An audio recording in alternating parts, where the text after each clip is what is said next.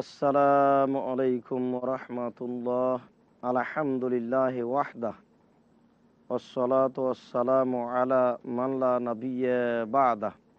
আন আবি হুরায়রাতা রাযিয়াল্লাহু তাআলা আনহু قال قال رسول الله صلى الله عليه وسلم لا يرحم الله من لا يرحم الناس রাহুল বুখারী ও মুসলিম। সম্মানিত দর্শক মণ্ডলী, প্রশংসা আল্লাহর জন্য, শান্তি অবতীর্ণ হোক আল্লাহর রাসূলের উপর সাল্লাল্লাহু আলাইহি ওয়াসাল্লাম। আমরা আদর্শ পরিবারের উপরে গুরুত্বপূর্ণ তথ্যবহুল আলোচনা পেশ করছিলাম।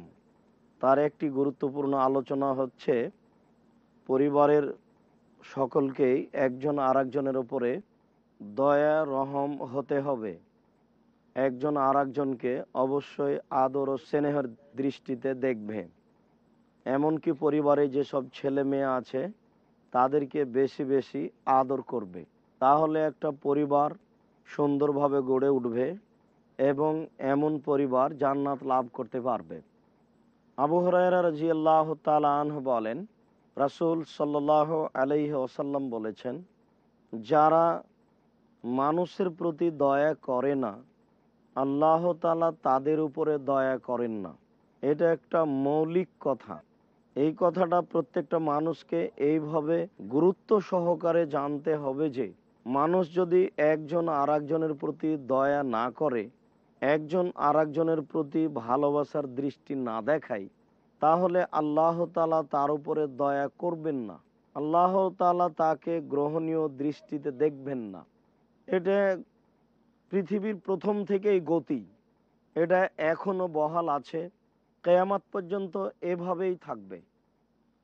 এটা আমরা ধর্ম না বুঝলেও এমনিতে সামাজিকভাবে বুঝতে পারি যে একজন যখন আরেকজনকে মূল্যায়ন করে তখন আরেকজন তাকে মূল্যায়ন করে, আর এটাই হচ্ছে আল্লাহ তাআলার ইচ্ছে। আয়েশা রাদিয়াল্লাহু তাআলা আনহা বলেন, পল্লীর একজন অশিক্ষিত মানুষ রাসূল সাল্লাল্লাহু আলাইহি ওয়াসাল্লামের নিকটে আসলো।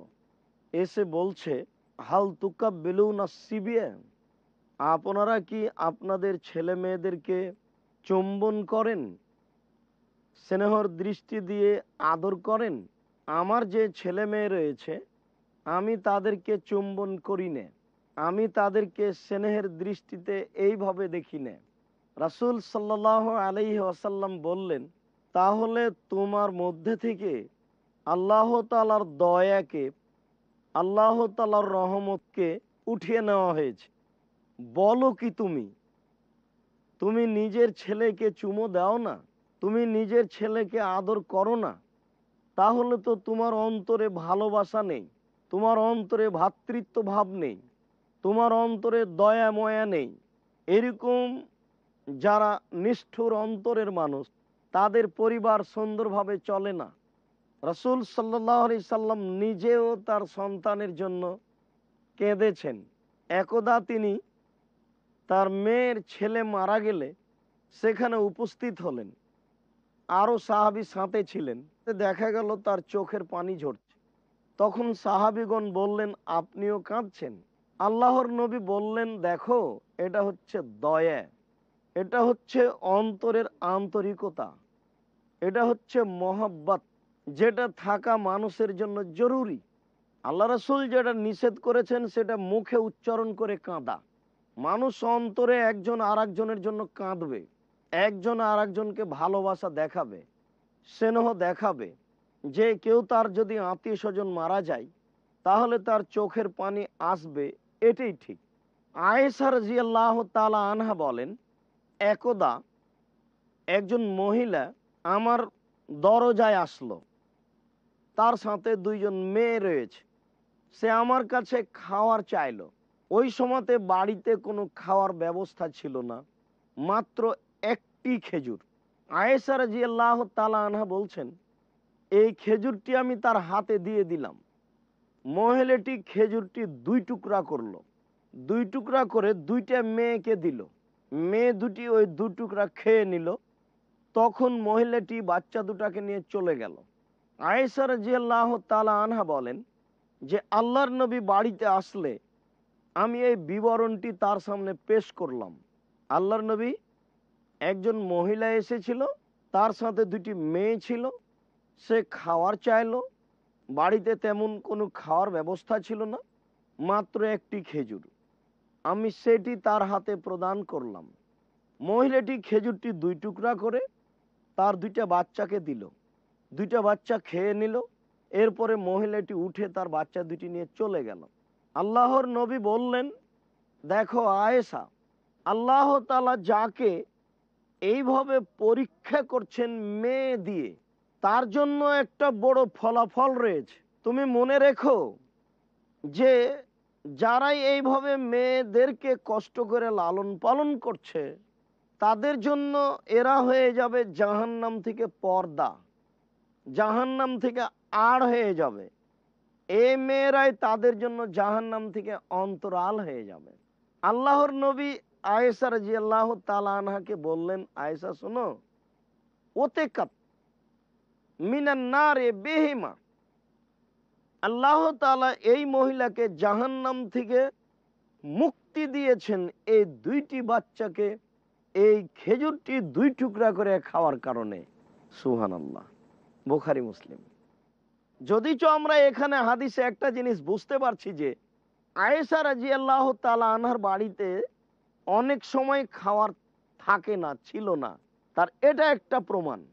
একটা পরিবারের একটাই মাত্র খেজুর আছে, তাহলে পরিবেশটা কেমন? যদিচ তিনি বলেছেন এমনও কত 2 দিন পার হয়ে গেছে যে বাড়িতে চুলা জ্বলেনি, এমনও কতদিন 2 দিন পার হয়ে গেছে যে 100 পরিমাণ খাদ্য বাড়িতে থাকেনি। আয়েশা রাদিয়াল্লাহু তাআলা আনহার নিজস্ব বিবরণ, তিনি বলছেন যে আল্লাহর নবী একদা এসে বললেন, সকালে খাওয়ার কিছু আছে, নাস্তা পানি কিছু আছে? আমি বললাম, জি না, কিছু নেই। তিনি বললেন, ঠিক আছে, আমি সিয়াম থেকে গেলাম। ওই হাদিসেও বোঝা যাচ্ছে যে এমনও কতদিন রাসূলের বাড়িতে পার হয়ে গেছে যে সকালে খাওয়ার কোনো ব্যবস্থাই নেই। আল্লাহুস সামাদ। কিভাবে তাদের দিন কাটতো, কিভাবে তাদের দিন অতিবাহিত হতো, আল্লাহ তাআলাই ভালো জানেন। আল্লাহই হচ্ছেন সহায়ক।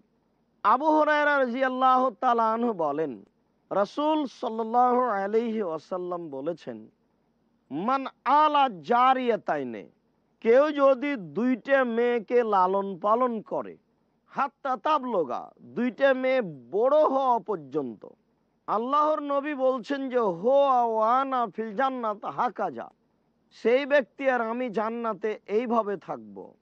ফাজাম্মা আসাবেহু, এটা দেখিয়ে তিনি আঙ্গুলগুলিকে জমা করে দিলেন, একটা আরেকটার সাথে এভাবে মিলিয়ে দিলেন, মিলিয়ে দিয়ে দেখালেন যে ব্যক্তি 2 জন মেয়ের লালন পালন করবে, ভরণ পোষণের দায়িত্ব পালন করবে, বিবাহ শাদী দেওয়ার সার্বিক দায়িত্ব পালন করবে, আমি আর সেই ব্যক্তি জান্নাতে এইভাবে থাকবো। আল্লাহুস সামাদ। মুসলিম শরীফের হাদিস। আমরা এই যদি এই আমল করি তাহলে এইভাবে জান্নাত পাচ্ছি। অথচ মেয়ে হওয়া আমাদের জন্য বিপদ। আমরা মেয়ে সন্তানের খবর শুনেই একেবারে মন ভারী করে দিই, মুখ ভারী হয়ে যায়। আর যদি জানতে পারি যে মেয়ে পেটে জন্ম নিয়েছে, যে কোনো মূল্যে তাকে নষ্ট করার জন্য চেষ্টা করি। সন্তানই কম নিচ্ছি আর মেয়ে তো বহু দূরের কথা। অথচ আল্লাহর নবী এই কথা বলছেন। অন্য এক বর্ণনায় তিনি বলেছেন, কেউ যদি 3টি মেয়ের লালন পালন করতে পারে তাহলে তার জন্য জান্নাত রয়েছে, সে জান্নাত পাবে। 2টি মেয়ের লালন পালন করে জান্নাত পাবো, মর্মে সহিহ হাদিস। 3টি মেয়ে লালন পালন করে জান্নাত পাওয়া যাবে, মর্মে সহিহ হাদিস। ছেলে লালন পালন করে জান্নাত পাওয়া যাবে এ কথা আল্লাহর নবী বলেননি। তার নেকি আছে, তার নেকি আছে অবশ্যই, কিন্তু মেয়ের ব্যাপারে যেভাবে বলেছেন আল্লাহর নবী ছেলের ব্যাপারে সেভাবে বলেননি। এটা হচ্ছে নারীদের মর্যাদা, এটা হচ্ছে নারীদের সম্মান, এটা হচ্ছে নারীদের অধিকার। আমরা কিছু সময়ের জন্য বিরতিতে যাচ্ছি, ইনশাআল্লাহ বিরতির পরেই এই বিষয়ে আপনাদের সামনে আরো অতীব গুরুত্বপূর্ণ তথ্যবহল বিস্তারিত আলোচনা করব ইনশাআল্লাহ। আপনারা ধৈর্য ধারণ করুন, আপনাদেরকে আল্লাহ কবুল করবেন। আসসালামু আলাইকুম রহমতুল্লাহ। আসসালামু আলাইকুম রহমতুল্লাহ। সম্মানিত দর্শক মণ্ডলী, আপনারা এই গুরুত্বপূর্ণ আলোচনা শোনার জন্য অপেক্ষা করছেন, এই জন্য আমরা আপনাদের শুকরিয়া আদায় করি। আল্লাহ তাআলা আপনাদের জাযায়ে খায়ের দান করুক, আল্লাহুম্মা আমিন। আমরা আপনাদের সার্বিক কল্যাণ কামনা করি। আমরা বলছিলাম, রাসূল সাল্লাল্লাহু আলাইহি ওয়াসাল্লাম বলেন, আস-সাই আলাল আরমিলাতে ওয়াল মিসকিনে কাসাই ফি সাবিলিল্লাহ। রাসূল সাল্লাল্লাহু আলাইহি ওয়াসাল্লাম বলেন, যারা বিধবা মহিলার লালন পালনের দায়িত্ব গ্রহণ করে, যারা বিধবা মহিলাকে দেখাশোনা করে, তার ভরণ পোষণের সার্বিক দায়িত্ব গ্রহণ করে এবং মিসকিনের দেখাশোনা করে, মিসকিনের আহার জোগাড় প্রাণপণে চেষ্টা করে, সে ওই ব্যক্তির মতো নেকি পায় যেই ব্যক্তি আল্লাহর পথে জেহাদে নেমেছে। আল্লাহর পথে জেহাদ করে যে নেকি পায়, একজন বিধবা নারীর দেখাশোনা করে সে নেকি পায়, একজন মিসকিনের দেখাশোনা করে সে নেকি পায়। মিসকিন যে ব্যক্তি ভিক্ষা করে না, সংসারও চলে না। ফকির হচ্ছে যে ভিক্ষা করে বেড়ায়, আর মিসকিন হচ্ছে যে ভিক্ষাও করে না, লজ্জায় তার সংসারও চলে না। এরকম ব্যক্তিকে দেখাশোনা করে যে, সে জেহাদ করে যে নেকি পায়, সে নেকি পাবে। জেহাদের নেকি তো ভিন্ন, জেহাদের পরিণাম জান্নাত। রাসূল সাল্লাল্লাহু আলাইহি ওয়াসাল্লাম বলেছেন যে, বিচারের মাঠে যারা মুজাহিদ তারা যখন উঠবে, তখন তাদের শরীর দিয়ে রক্ত ছুটবে, রক্তের রং হবে রক্তের মতো, আর রক্তের সেন্ট হবে আতরের মতো। এর তুলনা আছে? যারা আল্লাহর পথে জেহাদ করে মারা যায়, তাদের প্রথম সূচনাতেই ক্ষমা, তাদের কবরের শাস্তি হবে না, তাদের কিয়ামতের মাঠে কোনো আশঙ্কা, কোনো ভয় ভীতি থাকবে না। তাদেরকে ৭২ জন নারী দেওয়া হবে, তার মাথায় একটা সম্মানী টুপি প্রদান করা হবে এবং ৭০ জন মানুষের ব্যাপারে তাকে সুপারিশ করতে বলা হবে। মুজাহিদের সাথে এরকম একটা লোকের তুলনা করা হচ্ছে, এটা বিশাল ব্যাপার। যারা এসব মানুষের দেখাশোনা করে, তাদের নেকির কোনো হিসাব নেই। আল্লাহ রাসূল এই পর্যন্ত থামলেন না, তিনি বললেন, যে ব্যক্তি দিনে সিয়াম পালন করে তার সমান নেকি, যে ব্যক্তি রাতে তাহাজ্জুদ পড়ে তার সমান নেকি। আল্লাহুস সামাদ। একদিন কে যদি আল্লাহকে সন্তুষ্ট করার জন্য সিয়াম পালন করে, তাহলে আল্লাহ তাআলা জাহান্নামকে তার থেকে ৭০ বছরের পথ দূরে সরিয়ে দেন। রাসূল সাল্লাল্লাহু আলাইহি ওয়াসাল্লাম বলেন, সিয়াম পালনকারী যে নেকি পায় সে নেকি পাবে। একদিন সিয়াম পালন করলে জাহান্নামকে তার থেকে ৭০ বছরের পথ দূরে সরিয়ে দেওয়া হয়। এ তো মানে বিশাল ব্যাপার। শুধু তাই নয়, তিনি আরো বললেন যে রাতে তাহাজ্জুদ পড়ে যে নেকি পায় সে নেকি পায়। যারা তাহাজ্জুদ পড়ে তাদের তো নেকি মানে বেহিসাব, আল্লাহ তাদের প্রতি সন্তুষ্ট। যারা তাহাজ্জুদ পড়ে, আল্লাহ তাদের প্রতি সন্তুষ্ট, তাদের পাপ মোচন হয়ে যায়, তারা পাপ থেকে দূরে সরে যায়। তাহলে যে ব্যক্তি বিধবা নারীর দেখাশোনা করলো, যে ব্যক্তি মিসকিনকে খাদ্য দিল, অসহায় মানুষের সহযোগিতা করলো, সে ৩ জন মানুষের নেকি পাচ্ছে। এক, জেহাদকারী জেহাদ করে যে নেকি পায়। ২, সিয়াম পালন করে সিয়াম পালনকারী যে নেকি পায়। ৩, রাতে তাহাজ্জুদ পড়ে সে ব্যক্তি যে নেকি পায়। এই বিধবা নারীকে দেখে সে নেকি পায়। আল্লাহুস সামাদ। সম্মানিত দর্শক মণ্ডলী, হাদিস বুখারী মুসলিম থেকে বলছি। একটি হাদিস যদি আমরা জাতির কাছে ভালোভাবে পৌঁছাতে পারি, তাহলে পৃথিবীতে অসহায় নারীর ভাতের অসুবিধা হবে না, মিসকিনের সাংসারিক কোনো সমস্যা হবে না। আসলে এই কথাগুলি আমরা জাতির সামনে সুন্দর করে পৌঁছাতেই পারছি না। দর্শক মণ্ডলী, আমরা মনে করব এই কথা আপনি জানার পরে আরো ৫ জনকে বলে দিবেন। রাসূল সাল্লাল্লাহু আলাইহি সাল্লামের এই কথা যেন সবার কাছে ছড়িয়ে যায়, সবার কাছে সুন্দর হয়ে যায়। এটা আমাদের জন্য জরুরি। আবু হুরায়রা রাদিয়াল্লাহু তাআলা আনহু বলেন, রাসূল সাল্লাল্লাহু আলাইহি ওয়াসাল্লাম বলেছেন, কাফিলুল ইয়াতীম ওয়া আনা, যেই ব্যক্তি এতিমকে লালন পালন করে আর আমি, সেই ব্যক্তি হাকাজা, এইরূপ। এই বলে তিনি দেখাতে গিয়ে ওয়াসারা বিসাব্বাবাতে ওয়াল ওয়াসতা অফাররাজা বাইনাহুমা, তিনি আঙ্গুল দুইটি দিয়ে ইশারা করলেন এই তর্জনী আর মধ্যমা আঙ্গুল দিয়ে আর 2 আঙ্গুলের মাঝে একটু ফাঁকা রাখলেন। একটু ফাঁকা রেখে বললেন, শোনো, দেখছো এই 2 আঙ্গুলের মধ্যে যেমন ফাঁকা রয়েছে, একটু ঠিক যে ব্যক্তি এতিমের দেখাশোনা করে সেই ব্যক্তি আর আমি জান্নাতে এইভাবে থাকব। বুখারী মুসলিম। যারা এতিমের লালন পালন করে তারা জান্নাতে যাবে, কোনো সমস্যা নেই। আপনি আল্লাহকে বিশ্বাস করে নেকির আশায় এতিমের লালন পালন করুন, ইনশাআল্লাহ জান্নাত হবে। আল্লাহ রাসূল এইভাবেই বলেছেন। আবু হুরায়রা রাদিয়াল্লাহু তাআলা আনহু বলেন, অন্য এক বর্ণনায় বারা ইবনে আযিব রাদিয়াল্লাহু তাআলা আনহু বলছেন যে একজন ব্যক্তি রাসূলের নিকটে আসলো, এসে অভিযোগ করলো, ফাসাকা কাসওয়াতা কালবিহি, সে তার অন্তরের কঠোরতার অভিযোগ করলো।